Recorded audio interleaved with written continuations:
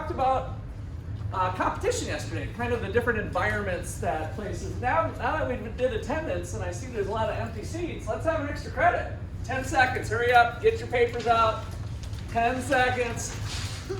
Extra credit question is, name one characteristic of the 3 we did in class yesterday. Name one of them from perfect competition. There was 3 characteristics of perfect competition that we did yesterday.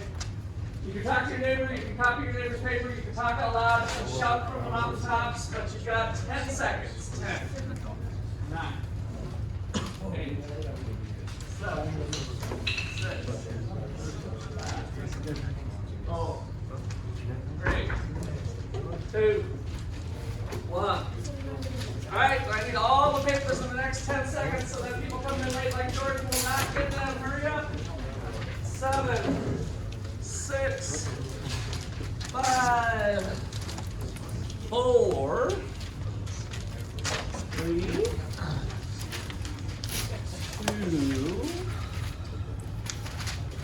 1, 1/2, 1/3, 1/8, and done. All right, so what were the 3 characteristics of perfect competition? Free entry. Free entry and exit was one of them. Large number of firms, drop of water in the bucket. Homogeneous product, they're all selling identical stuff. Okay, so that was kind of one of our starting places. We're going to build on that today as well. But yesterday I gave you a situation where the company is actually losing money. But what did we learn about the profit maximization process in terms of losses if you're following that rule? What is the rule? How does a firm maximize profit? By minimizing costs? No. Mary, number between, let's go 4 and 9. 5. 1, 2, 3, 4, 5. What do you got? How does a firm maximize profit?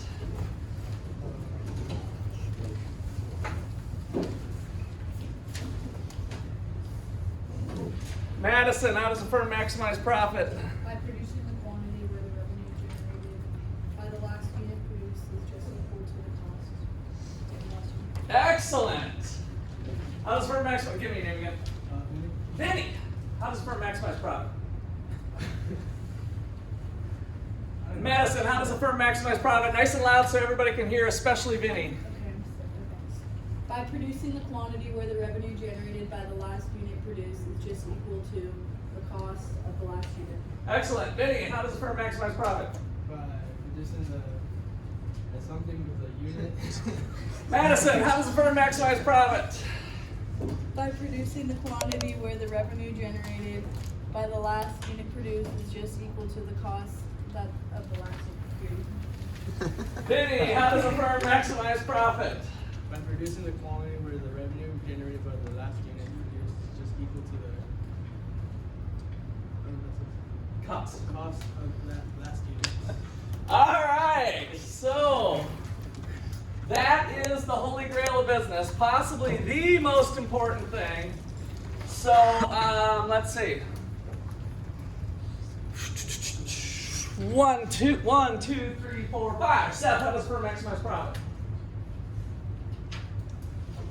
By producing the quantity where the revenue generated by the last unit produced is equal to or just equal to the cost of the last unit. All right, excellent. So now, as a class together, this is the most important concept of the course. Class, how does a firm maximize profit? By producing quantity where the revenue generated by the last unit is equal to the cost of that last unit. Excellent. All right, know it, learn it, love it, live it. Right? Because this is actually just marginal analysis. This is how you make your life better. Should I brush my teeth this morning? Well, what are the costs at the margin of brushing my teeth this morning? What is the benefit? What is the benefit of brushing your teeth this morning? Are you for sure getting a cavity if you don't brush it today, but you brushed it every day for the last 60 days? Are you for sure getting a cavity if you don't brush them this morning? No. No way, right? So how do we determine whether it's a good idea to brush my teeth this morning? Well, you still do a marginal analysis. What is the marginal benefit? What is the marginal cost? If you're late to class and you know the professor will often give extra credit if you're on time, right, you two? We took attendance, by the way, and people who are here got extra credit. Those of you who are late, you can see me after class to get on the attendance list at least, but you will have missed the extra credit. But if you know that you're running late, and that's the cost, and you really need every point you can get in this class, you know how you performed on that midterm, and you could have done a little bit better. And you're like, oh my gosh, I gotta get to class. The cost of brushing my teeth all of a sudden became a little higher, didn't it? And the benefit, well, I'm not gonna get a cavity off one. In fact, I'll just brush them after lunch, right? Doing the cost-benefit analysis, don't brush your teeth this morning. If the cost of brushing your teeth outweighed the expected benefits of brushing your teeth, don't brush them, right?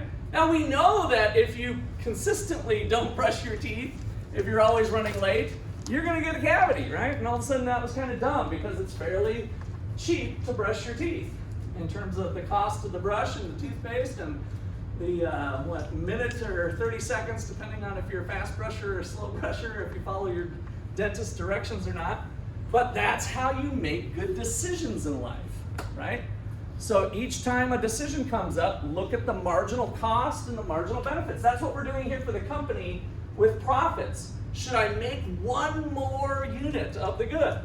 Well, what's the revenue of generating that unit? What's the cost? If I bring in more money than it costs me to make that extra unit, make it, right? If I'm a profit maximizer, if you're out to maximize profit, that's a good thing to do. So this marginal analysis is really the top principle, one of the top principles of economics. And so we're just infusing that in various ways into our thought process.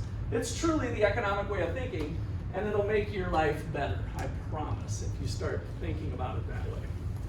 All right, so now I posed yesterday the loss, and so it turned out if you were following that marginal analysis that you're losing the least amount of money possible, right? You were still the best off as you could be, even though unfortunately you were losing some money. All right, so today what we're going to start off with is the shutdown versus go out of business question. So when should a business shut down?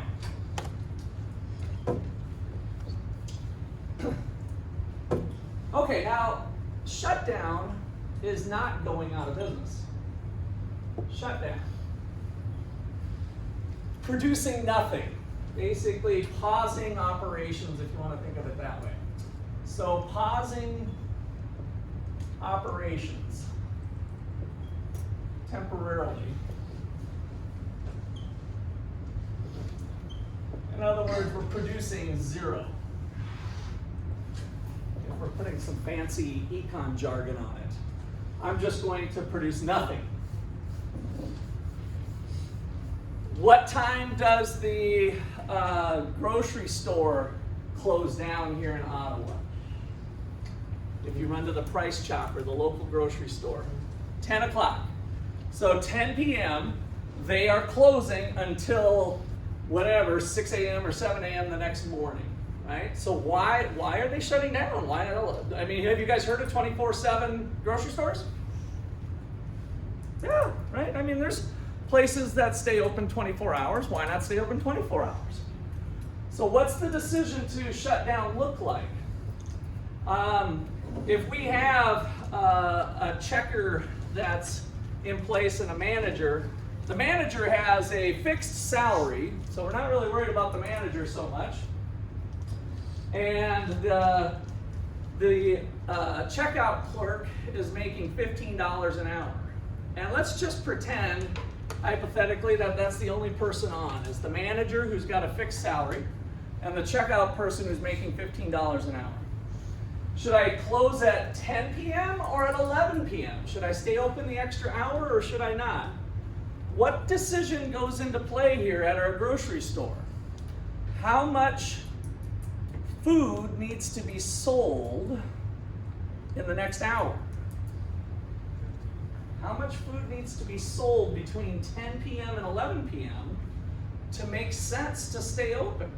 Tim? At least $15 an hour. At least $15 an hour, at least 15, right, to cover that amount coming in. So we have the revenue generated by that person. If we've got food on the shelves, we need to cover that amount. If we're a bar, how many of you have seen restaurants or bars? It's usually more bar related. That says we open at 11 a.m. and till close. We're open from 11 a.m. till close. And they're like, close? Well, when's close, right? How does a bar decide when to stay open or not? Well, if they happen to have 10 people having fun at 10 p.m. and it looks like they're going to stick around for another hour or two and keep buying drinks, then the bar stays open, right?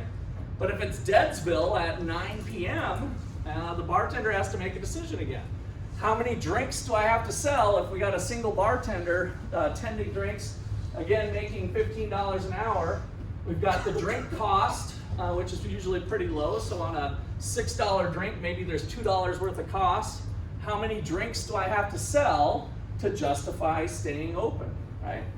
And so we start doing that calculation. I don't have to worry about the rent, right?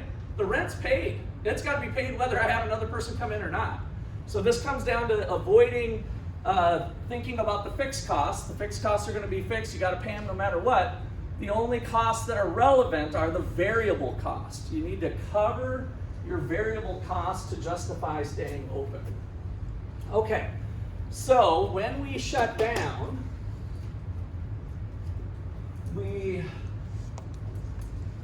with quantity equal to 0, you pay only your fixed cost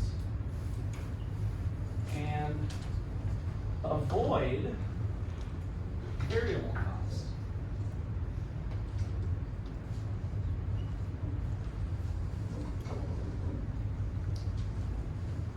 All right, so let's motivate this with a little example here. So, example. Suppose Jack Daniels Corporation has the following cost structure.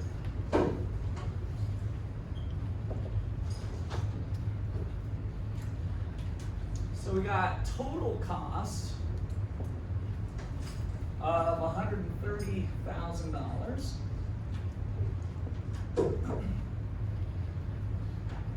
Total variable cost of $50,000. And total fixed cost of $80,000. Probably should have quizzed you guys on how much the fixed cost was. If we knew total cost and variable cost, then we know that these two added together equals that one, right?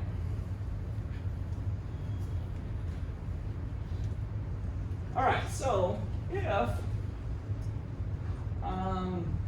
marginal revenue equals marginal cost at a quantity of 10,000 bottles of Jack. Oh, wow. Double extra credit today. All right. Let's see. I think I'll do this a little differently since we got the other list. A little the rust busted is fine. Who came in late? Because you'll get this extra credit, but not the other one. All right, give me your name. Let me start at the back. Aaliyah. And last name? Oh. Or just give me your first initial of your last name. D. D. What'd you say? Sorry. Jordan? Yeah, Jordan. P. P. And last name again? Connie. C. Yeah. Okay. Valentine. C. Nathan. All right, anybody else? All right, double extra credit day. All right, did I shut this thing off? Did you guys all shut off your phones and I'm the only one left? I don't want to lose all these extra credits here building up now. So. All right, good. So, if we have this happening at 10,000, what is the average total cost per bottle? How much is the average total cost per bottle of Jack?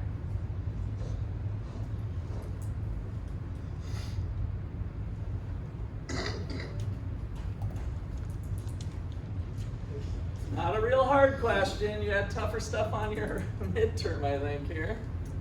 How much? 13, right? So 10,000 is the profit maximizing quantity. And so 130,000 divided by 10,000 gives me $13 a bottle. And average variable cost? $5 a bottle. And then average fixed cost, $8 a bottle.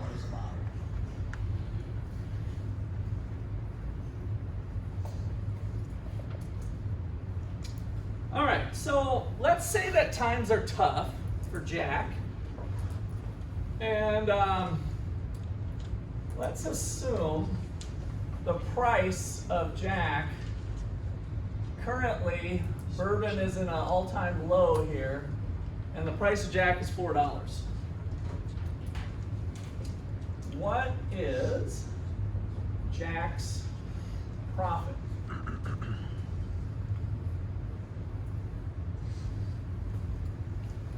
What is Jack's profit?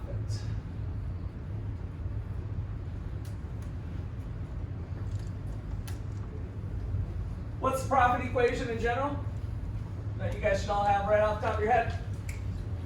Total revenue minus total cost. All right, and then last time we did a little convention that kind of breaks this down a different way. Total revenue formula is... Tim, a little louder. Price times quantity. Price times quantity. Everybody together. Total revenue is? Price times quantity. Good. And average total cost times quantity. That's one of the reasons we use average total cost, because it gives us a nice comparison per unit. So total cost can be rewritten as average total cost per unit times quantity, which then gives us this nifty little formula here. That if we take the difference between the price per unit and the average total cost per unit times the quantity, we can quickly calculate the profit. And in this case, what is it? What is the profit per unit if the price is 4?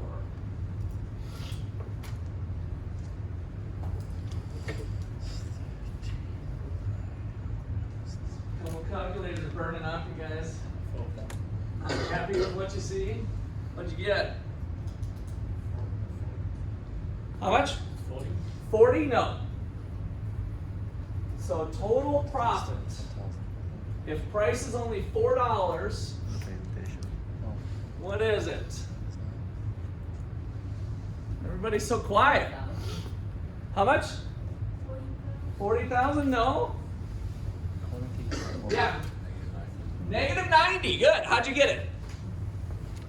Times the price 4 times the quantity 10,000, and I subtracted 13, and then Yeah. times that by the quantity. So you can do it at different levels here, or just plug and chug, you guys.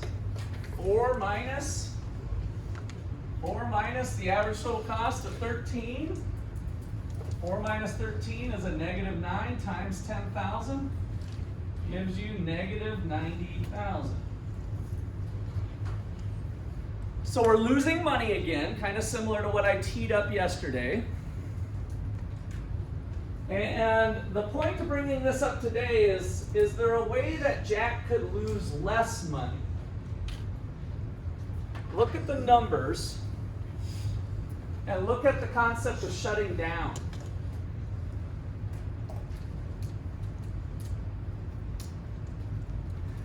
Is there a way Jack could lose less money than making 10,000 bottles and losing 90,000?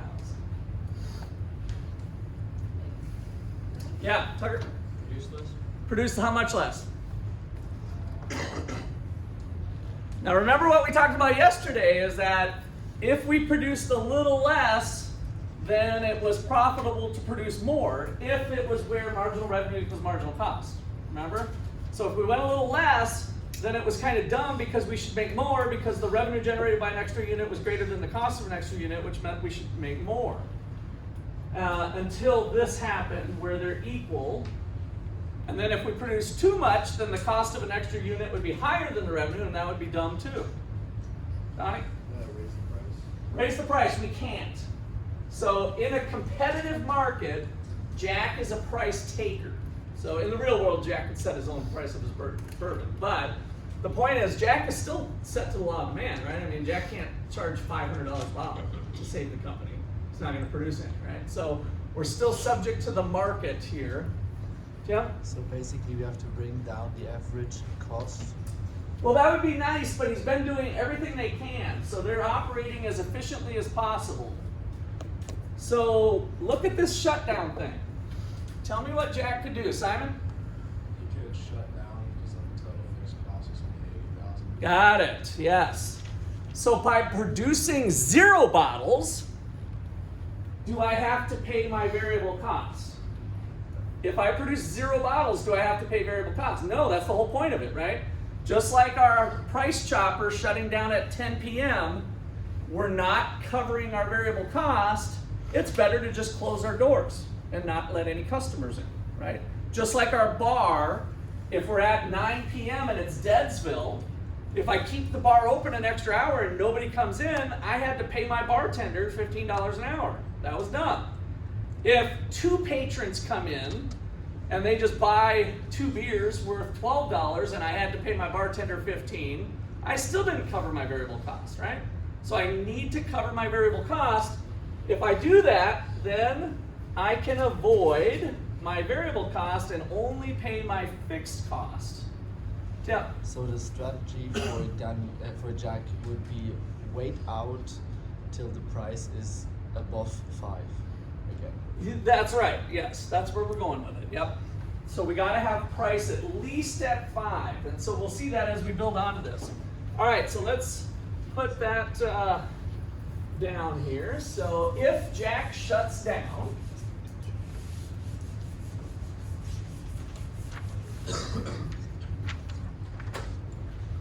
so kind of the key point here is it is, I'll put it in quotes since we have a loss, but it is profitable for Jack to shut down when price is equal to $4. So we know that because now we can do our profit equation. Total revenue, we're going to produce nothing. So it's total revenue of 0. In fact, let me just write this out generically here. Total revenue minus total variable cost minus total fixed cost is the total, how we rewrote total cost before, putting them both in there. And so now I have 0 amount of revenue because I didn't make any Jack, so I'm not bringing in any sales, but I also don't have any variable costs. And all I have is my fixed cost of $80,000. What would Jack rather do, lose 80 or lose 90? Rather lose 80.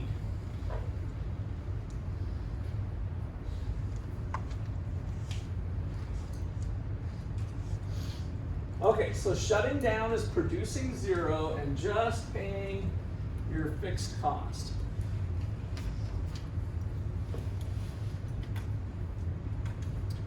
All right, so let's say the market starts to recover a little bit, and so case number, I guess we'll put example number 2 here. What if the price of Jack is now $5? So this is kind of where Tim was at. At $5,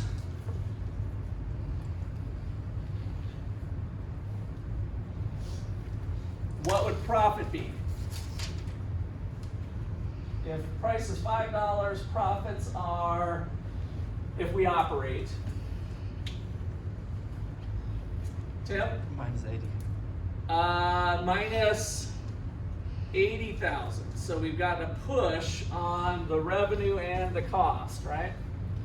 So at a price of $5 and operating at 10,000, we're back to 5 minus 5 times 10,000. I'm sorry. 5 minus 13, back to our full profits at operation, price minus average total cost, gives me negative 80,000.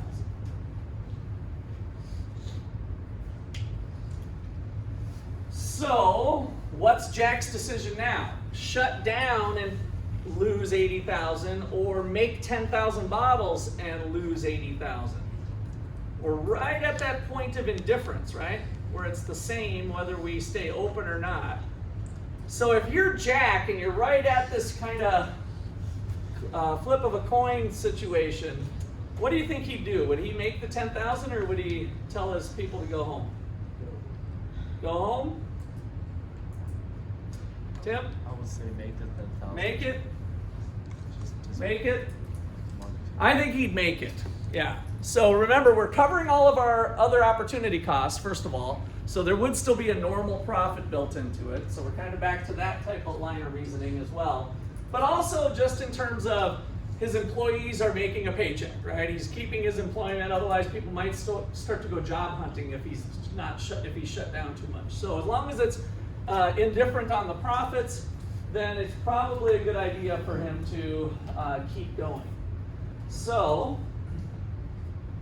at 80,000, price is equal to average variable cost. And this is the shutdown point.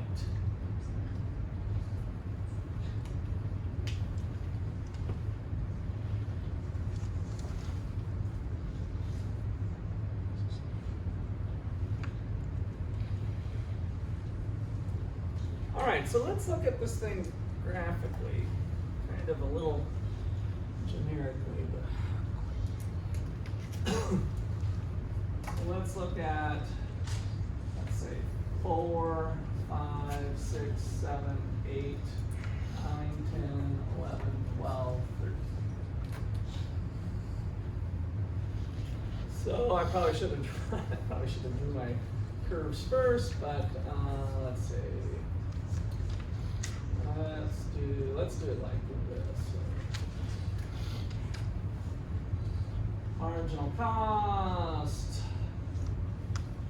average variable, average total.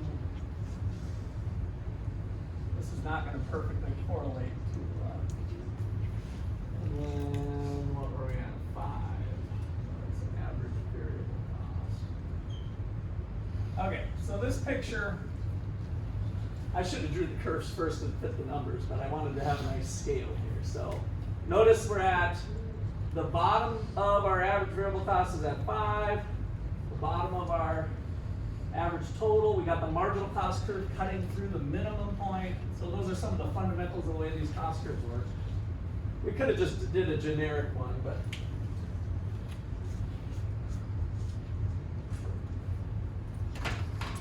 all right, so then let's map out what happened. So if the price, let's say, was P1 was 4, where we started off, the marginal revenue was MR1.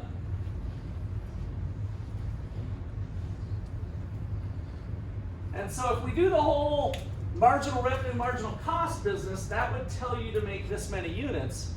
But what we just learned is it was better for Jack to make nothing, right? So if price was 4 and we weren't covering our average variable cost, then Jack should produce nothing. If it was $3, he should produce nothing. If it was $2, $1, right? $4.50. But once the price got up to 5, let's call it P2, got up to 5, now Jack was in business at Q2. Otherwise, we were shut down, producing nothing. If the price climbs to 8, great. We're making some more money. So MR3, we would produce Q3.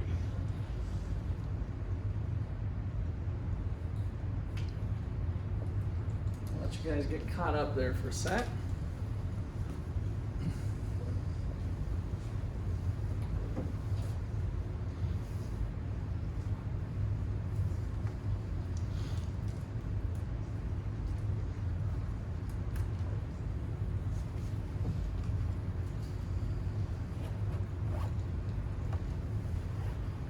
Are profits positive at $8?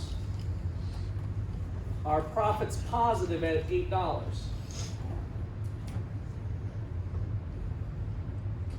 So what are profits based off of? What curve do we use for costs?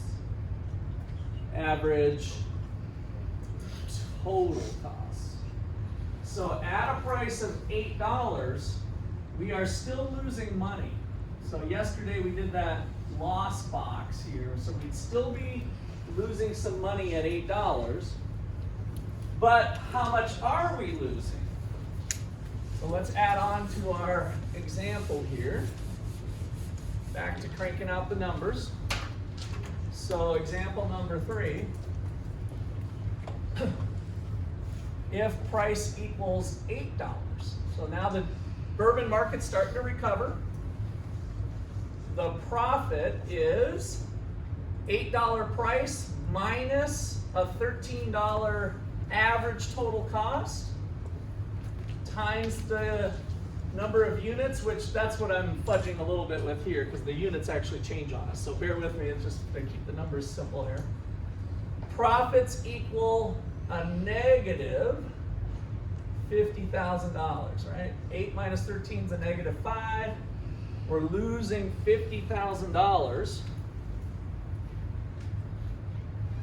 So we're still losing money, but if we shut down and produce 0, what did we lose? How much did we lose if we shut down? Somebody other than Tim? 80. So we lost 80 if we produce nothing. So are we gaining something? Yeah, we would have lost 80 if we would have produced 0, but by operating at a loss, we're only losing 50. So we're able to put some money towards the rent. We're putting some money towards the fixed cost by operating, right? So we're still better off now producing where marginal revenue equals marginal cost by producing this quantity. We're still ahead of the game. All right, so now the market gets up to $13.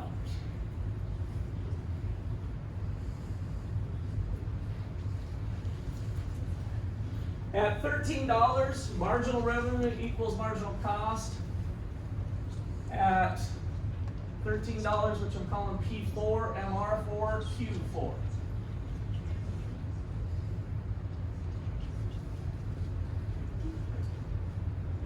What's our profit now? 0. Is 0 bad? Not in economics class because we've included, what's included in all of our costs in econ class? Implicit, good Jesse, implicit. So it's the full opportunity cost, which included both explicit cost, accounting cost, and implicit cost. The fact that you left OU to go open up the restaurant, right? So you lost, you're covering your other opportunities, so you're making a normal profit. So that's good. So at example number 4, to give you guys lots of ones to be able to review then. at $13. Economic profit is 13 minus 13 is 0 times 10,000 gives me 0 economic profit, which is a normal profit.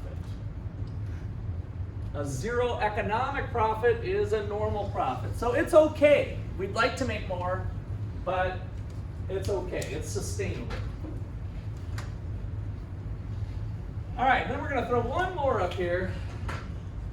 The bourbon market goes crazy, and Jack has a happy ending.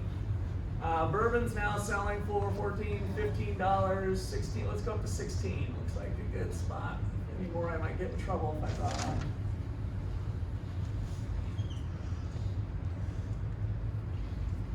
So now at a price of $16, Jack is selling Q5. Again, from our example where we're keeping things a little abstract, at a price of $16, profit is equal to 16 minus 13 times 10,000 gives me 30,000 bucks worth of positive economic profit.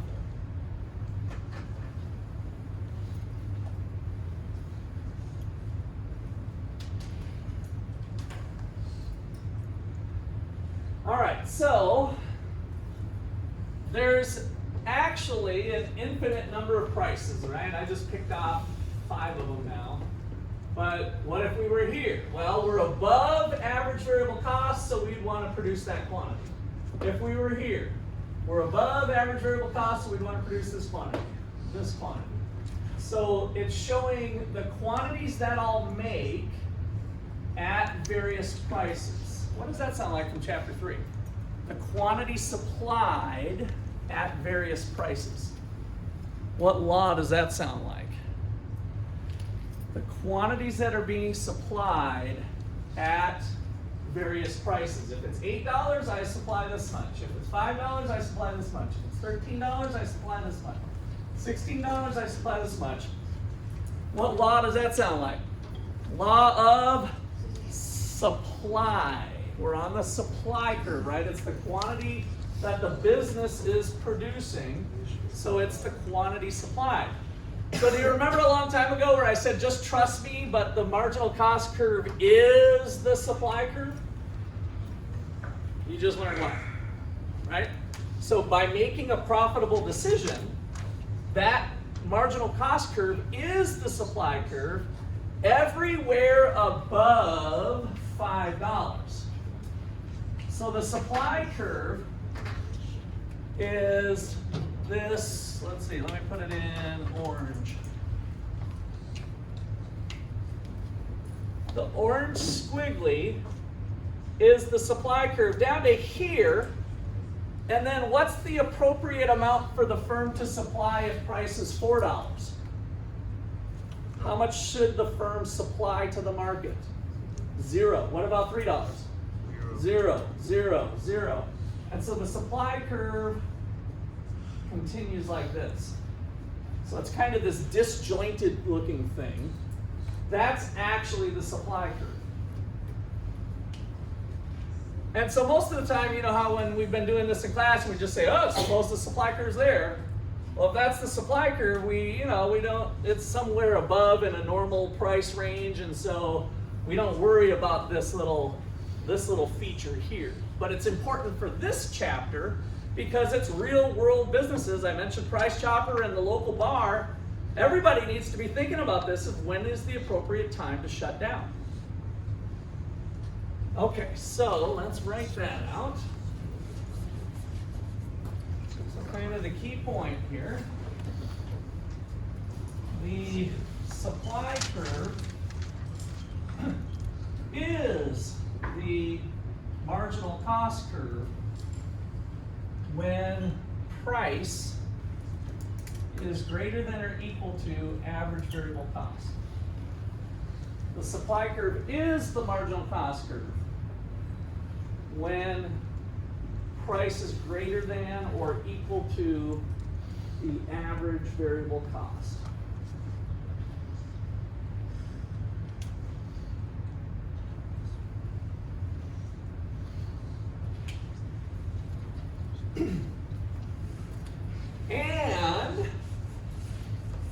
you might have figured out that I lied to you yesterday.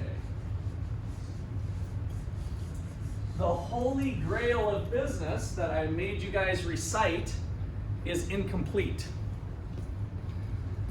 Produce the quantity where the revenue generated by the last unit is equal to the cost of the last unit. That part's good under what conditions?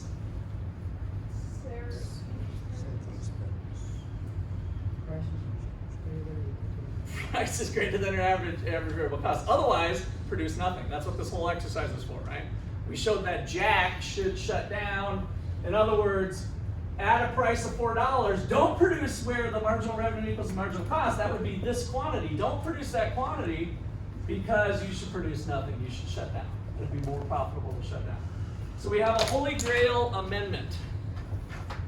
A Holy Grail amendment.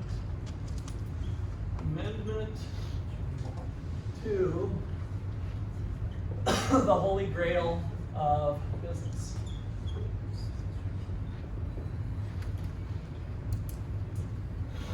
So, the amendment goes something like this. A firm will maximize profit by producing Q star where the marginal revenue equals marginal cost if price is greater than or equal to average variable cost. So this is our only amendment. Everything's the same, except that price has to be above, equal to or above average variable cost.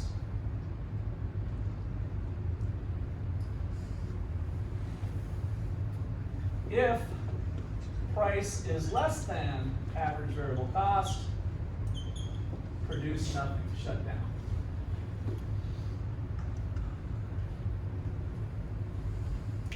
Produce a quantity of 0 if you can't cover your variable cost.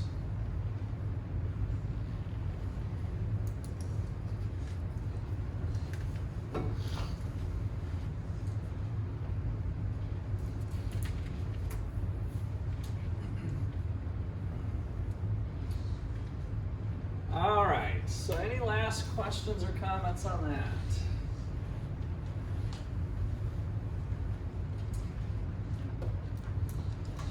All right, let's get rid of this, as pretty as it is.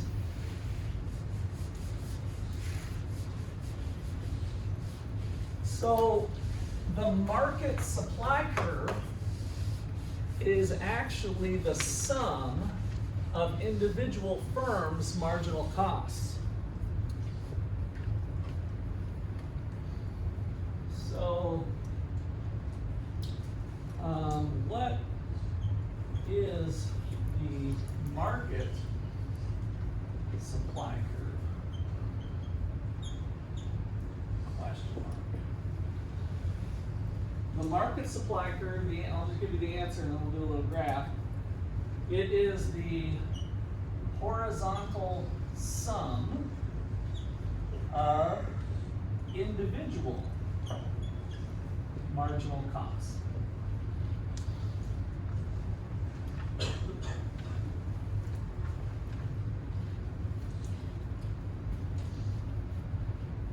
So, just for fun, I guess let's put 4 graphs side by side. A new record. I'll put down 4. I just got inspired by our phone network stuff that we covered yesterday. What are the 3 cell phone suppliers? T-Mobile, Verizon, and AT&T. All right, so each one of these companies has a marginal cost of supplying cell phone service, which is pretty darn close to being a homogeneous good, right? In terms of if you got a signal or not. Some of them, depending on their infrastructure, it's easier to supply to certain areas than others, right? right? Depending on their infrastructure. So imagine if we have a T-Mobile that looks like that and a Verizon that looks like that. You guys can kind of put them wherever you want. I'm trying to make them a little bit different.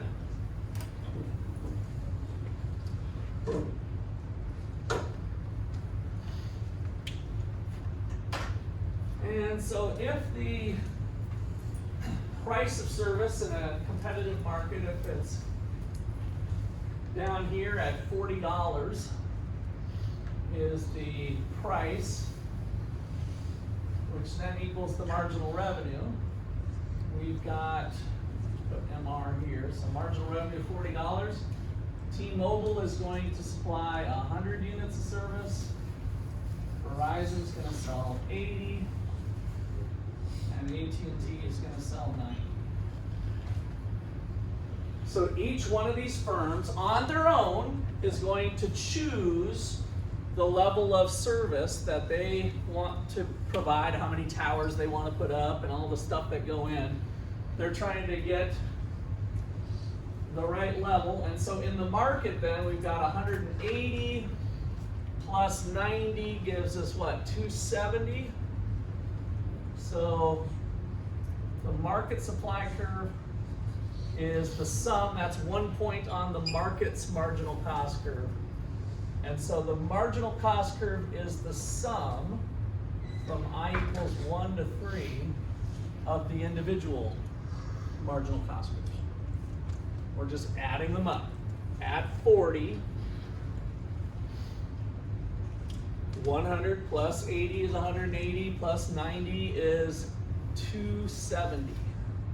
And so there's 270 units supplied to the market at a price of $40. So this is the market supply curve.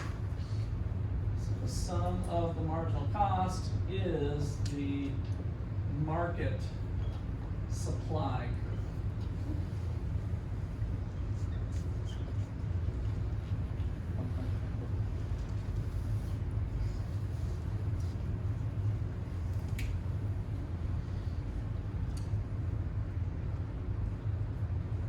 Okay, any questions on that?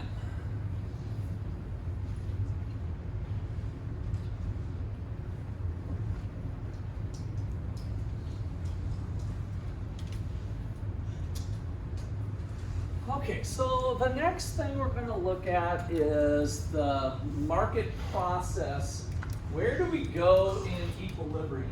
Where does the market go? What does it look like? Kind of the direction it's heading through the dynamic market process of people making money, people losing money, people closing their doors, going out of business. In fact, maybe I should have put this in with your shutdown notes. Let's just put it after this. Extra note. The one thing I maybe failed to bring up is to contrast shutdown, producing nothing for a temporary period of time, versus shutting your doors for good, right? So extra note, in the long run, what's the distinction between the long run and the short run that we did?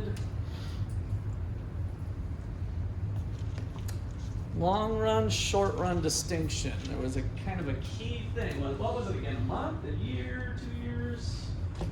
What was the long run versus the short run? A year? No. Tim? Long run was where fixed costs could change. Where your fixed costs could change, yes. So I was tricking you guys when I said, well, what was it, a month, a year, 2 years? It had nothing to do with the time. Remember, we had the photography business that could probably buy anything in 2 months, and John Deere took 2 years. So but it is a period of time specific to a business in which they can vary anything. They're not stuck with any amount of resources. So in the long run, all costs are variable cost. In the long run, all costs are variable costs. So with that being the case, in the long run, economic profits must be at least greater than or equal to 0 to stay in business.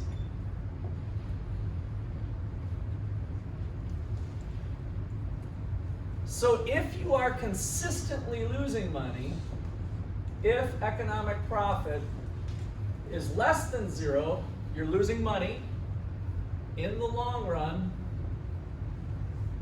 close your doors, bankrupt, whatever you want to call it. Don't continue on. You might not be bankrupt, personal bankruptcy anyway, or corporate bankruptcy, but you just close your doors. You're like, this isn't worth it anymore, right? So a lot of businesses close their doors. You see them kind of come and go on Main Street. Here in Ottawa, unfortunately, it's Main Street everywhere. I mean, I did commercial real estate up in Iowa, and so I would lease commercial space like on Old Town Main Streets, and people kind of open their doors. Hey, we're going to run an antique business. We're going to run a yoga shop. We're going to run jazzercise. We're going to run, whatever it is they're going to run. And they open it. They're all excited, and they paid their deposit, and they paid their rent, and they committed to a 1-year lease. And they open their doors, and day in, day out, week in, week out, no matter how much advertising they put out, changes that they make in the staff, a year goes by, and they're like, we just don't have people coming in and buying our stuff, right? We're not covering our variable costs or our fixed costs, right? So you kind of learn that maybe some days, oh, that was good. I paid my person $100 and I sold $80 worth of stuff. Well, that wasn't enough. Well, today I sold $150 of stuff. I made $50, but my rent is $1,000, right? So it's a little depressed. I covered my variable costs to kind of keep going a little bit, but then ultimately I'm not able to pay all of my costs. When a business gets to that point, they should just shut down for good, right? Go out of business. So in the long run, you need to be earning at least a normal profit. At least a normal profit. Okay, so questions or comments there? Might wrap it up with that. Need at least a normal profit to keep going in the long run. All right, well, that's going to be kind of key here as we move into this next section.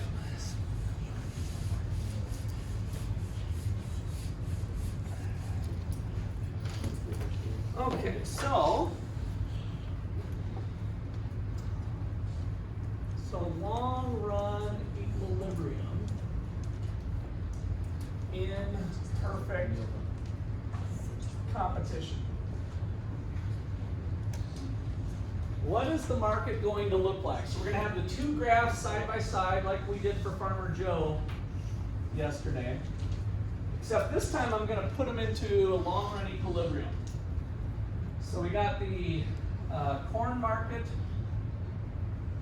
thousands of sellers, thousands of buyers, home base, upward sloping supply, downward sloping demand, some sort of initial equilibrium price, let's just call it $5 a bushel. Big Q is our market for corn. And the market's currently clearing at Big Q, Big Q1.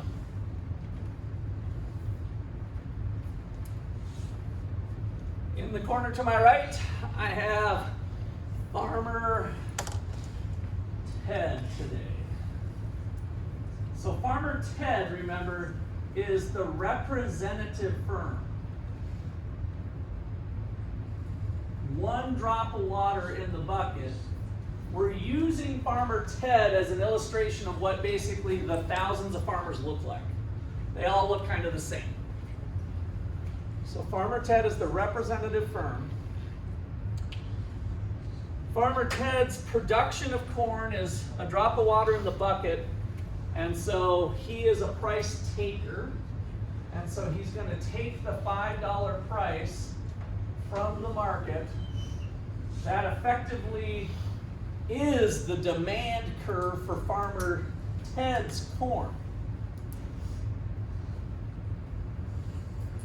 Since he can sell all that he wants at the market price of $5, the revenue generated by the last bushel produced is also equal to $5. So the demand curve is the marginal revenue curve.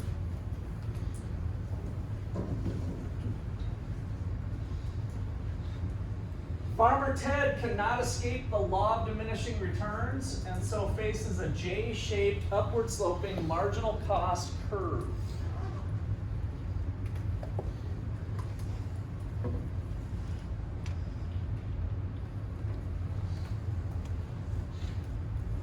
Okay, now the big question. We left off with Seth, I think, right? 1, 2, 3, 4, 5. Okay.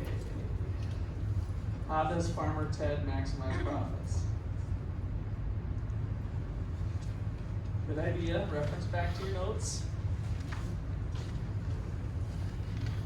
How does Farmer Ted maximize profit? Actually, well, I'll let you find it. Go back there. Blake, how does a firm maximize profits?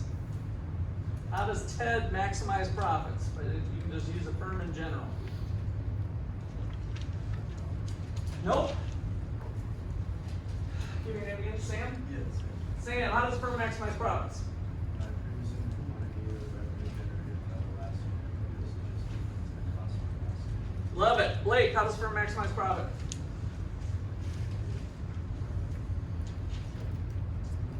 Sam, how does a firm maximize profit? By producing the quantity of revenue generated by the last unit produced just equal to the cost of the last unit. Excellent. Blake, how does a firm maximize profit?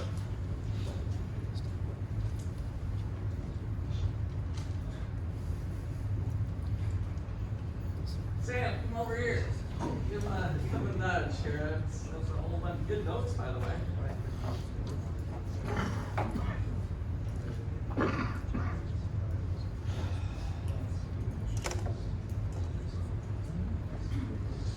Excellent. Naveen, how does firm maximize profit? By producing the quantity where the revenue generated by the last unit produced is just equal to the cost of that unit. All right. Everybody together. How does Farmer Ted maximize profit?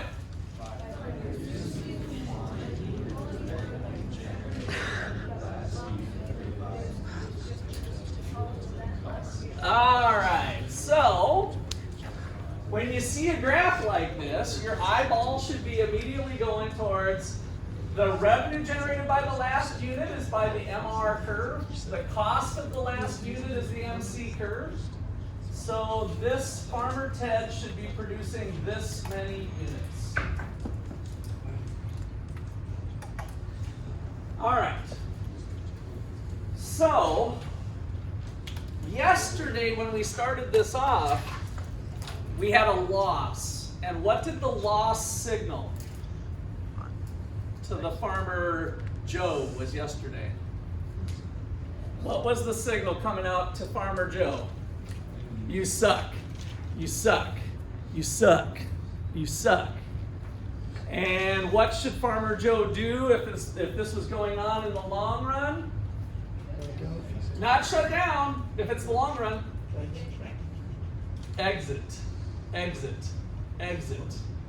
Get out. Shut down for good, right? So you're going to leave the industry and go do something else. Go do your other opportunities. All right, so when the exiting occurred, what happened to the market price yesterday for Farmer Joe? It started to go up, right? And so when did we say it was going to stop? When was the exiting of the farmers going to stop? How high did the price need to get?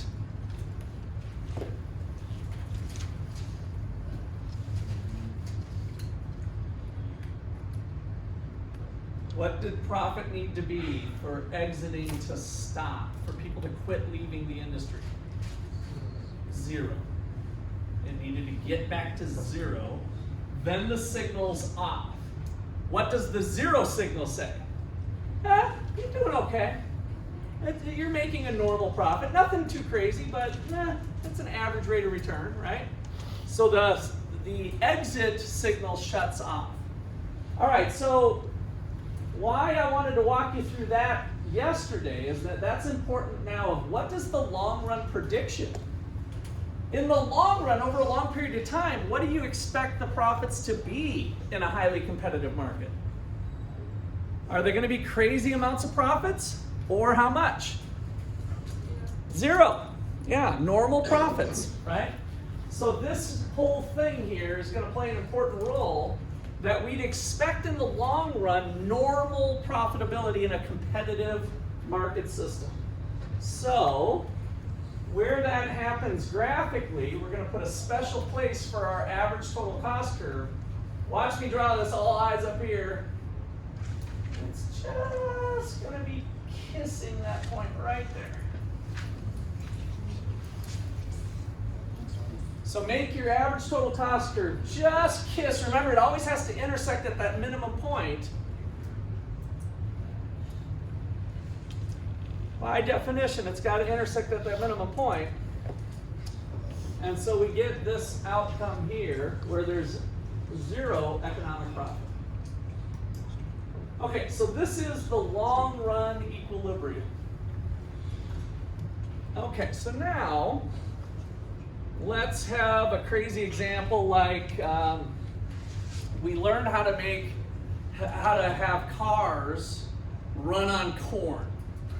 I know it's foolish, but imagine that we could turn corn into a fuel, right?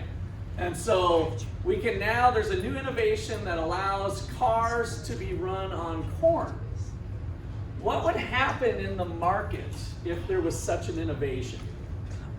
What would happen if we could do that? There'd be what, CJ?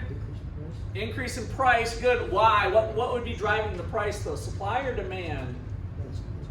Supply? Demand, right? So all of a sudden, we can run cars on corn. Let's start making corn. Soybeans, forget about soybeans. I can make money selling corn as fuel, right? So they develop ethanol and away we go.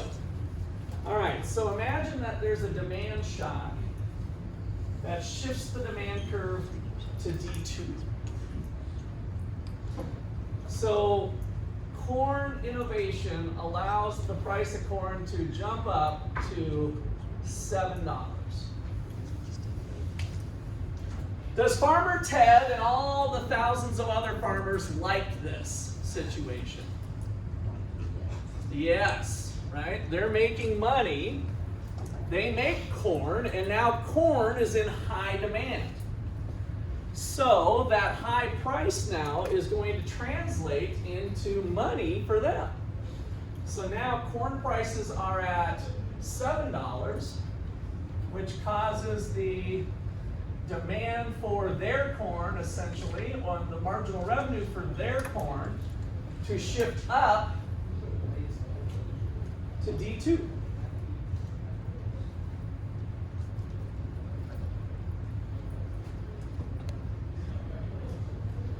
How does Farmer Ted respond to this in terms of his production levels?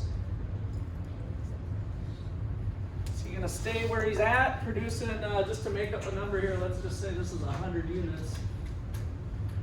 Is he going to stay at 100? It's going to go up, right? So how does Farmer Ted maximize profits? You didn't think I was going to come back again to this, did you? How does a firm maximize profits? By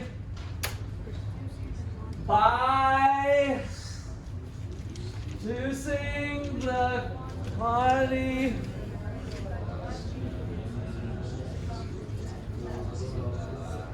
all right. If he keeps producing here, is he doing that? Not when the price is up here, right? So now the revenue generated by the last unit is now $7.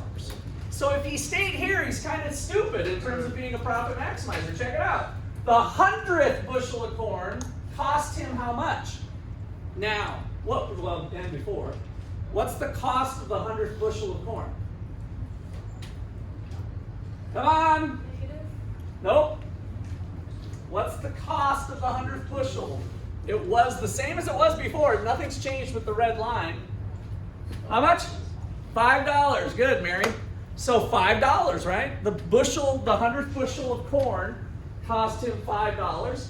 But now he's able to sell it for $7, right? He's making $2. The revenue generated by the last unit produced is now higher than the cost of the last unit produced, which means what? You should increase or decrease production? Increase. So now he moves to the right. The 101st bushel brings in $7. The cost is something less. Should he make it? Yeah. Make another one. Revenue, cost. Make it? Yeah. Make another one. Revenue, cost. Make it? Yeah. Revenue, cost. Make it? Yeah. All the way out to following our rule. Produce the quantity where the revenue generated by the last unit is equal to the cost of the last unit. So now we're producing, again, just making up some numbers here, 130 units. So Farmer Ted, and all the other thousands of farmers for that matter, bumped up production by 30 units. All right, what's going on with profits? Total profit. It was 0 when we started this off. What has happened to economic profit at 130?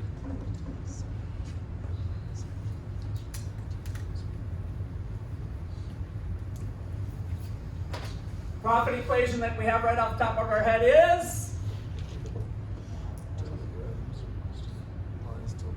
not total. What did we start off with? You guys thinking it wasn't going to give you this much whiplash today, didn't you?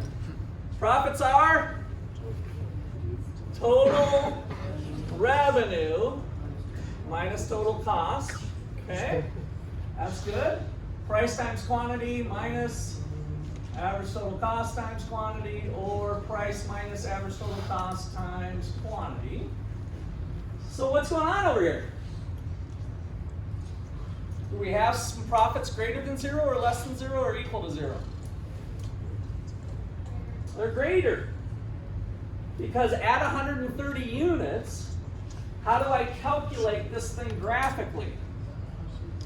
What do I do graphically if I know that I'm producing 130 units because it's the profitable quantity to make?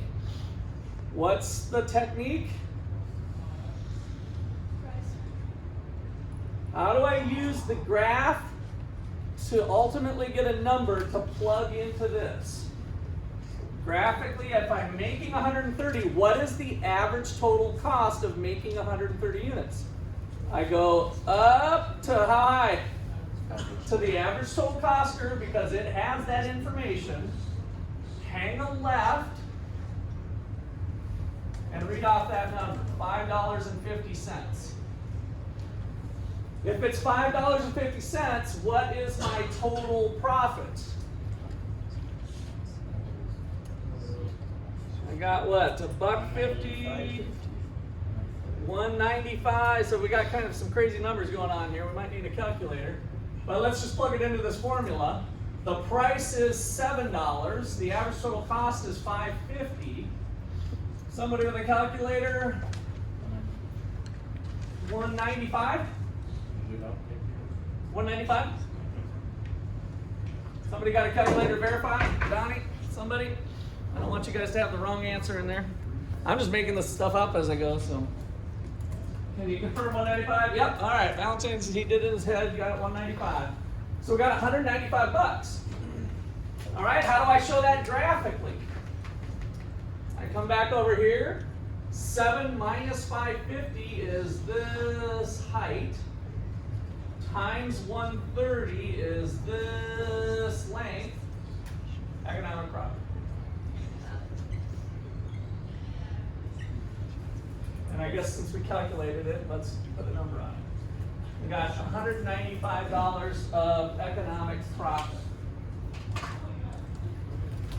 So Farmer Ted is liking this. This new cars on corn thing is pretty cool. Yeah. No, we have till 10:10. Yeah. Your class is at 10:20. Should be. Okay, we got till 10:10. We're almost done. So, profit signal. What's signaling now?